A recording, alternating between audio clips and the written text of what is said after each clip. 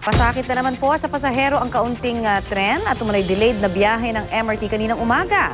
May ulat on the spot si Mark Salazar. Mark? Connie, maigi-igi na ang sitwasyon ng MRT ngayong umaga pero malayo pa rin siyempre sa ideal.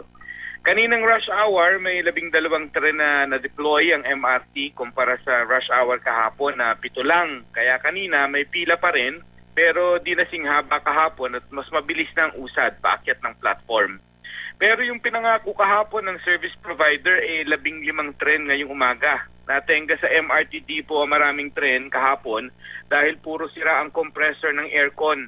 Pwede naman patakbuhin ng tren ng walang aircon pero masyadong risky, Connie, para sa pasahero. Halimbawa, sa init ngayon ay posible yung heat stroke at delikado sa mga may edad at mga pasaherong may health conditions. Ang nasa kontrata ng service provider, dapat 20 tren ang dinideploy tuwing rush hour para naman magaan-gaan sa halos kalahating milyong pasahero ng MRT kada araw.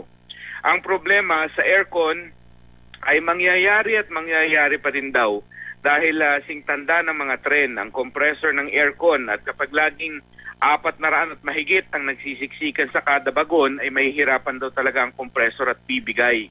Ang solusyong karagdagang 16 na brand new trains ng MRT ay sa dulo pa ng taon darating, kung darating nga, Connie.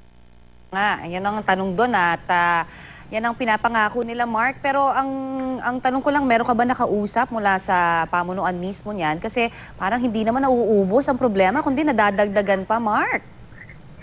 Oo, kahapon, siyempre ang ating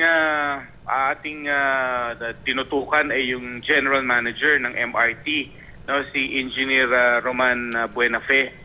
Pero ina-explain niya na ganun talaga ang kasunduan kasi talaga dyan ay yung service provider na Global APT, ang taya. Yan ang taya pagdating sa pagbimintene, pagsisiguro na 20 tren ang nadideploy at lahat yan ay nasa maayos sa kondisyon ng pagpapalit ng mga spare parts, ng yung relays, lahat ng sistema ay gumagana nasa service provider talaga, maintenance provider.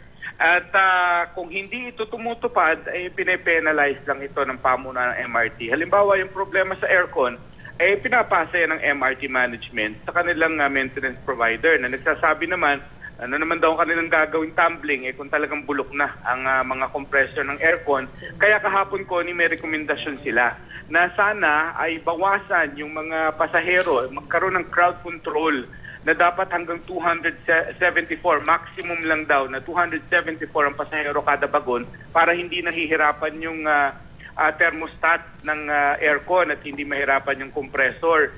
At sinasabi nila na yun ang isa sa mga solusyon kung hindi talagang mapapalitan ng mga tren. Pero hindi pinayagan niya ng MRT management dahil napakahirap naman nun. Dahil isipin mo naman napakahaba na nga ng pila, ika-crowd control mo pa. Correct. Di lalong napakahaba ang pila niyan hanggang sa EDSA. Kaya hindi yan option. So talagang ang solusyon nito ay matagal-tagal pa dahil yun talagang brand new trains with brand new compressor, brand new aircons na serbisyo sa mga relays. Yan ang talagang solusyon dyan para hindi na magpaulit-ulit ang problema natin sa MRT. Yun na nga. Pero yung may bago mang bagon, kung yung mga relays ng tren, hindi pa rin napapalitan at naayos, ganun din yun, Mark. Mabagal pa rin. At ang komento nga dyan na nakikita natin, para daw naglalakad lang yung mga MRT natin kung iisipin daw sa sobrang bagal.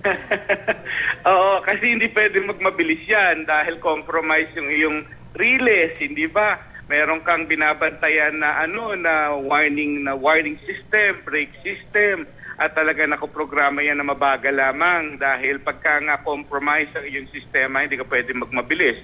Dahil nakita naman natin nung nangyari, di ba, na nag-overshoot yung isang tren nila sa Pasay, biruin mo kung tumatakbo yun ng lampas ng 20 kilometers per hour, di napakatinding pinsalang yahatid niyan. So talagang hanggat bulok ang mga tren mo, bulok ang iyong sistema, ay ganyan talaga, tiis-tiis.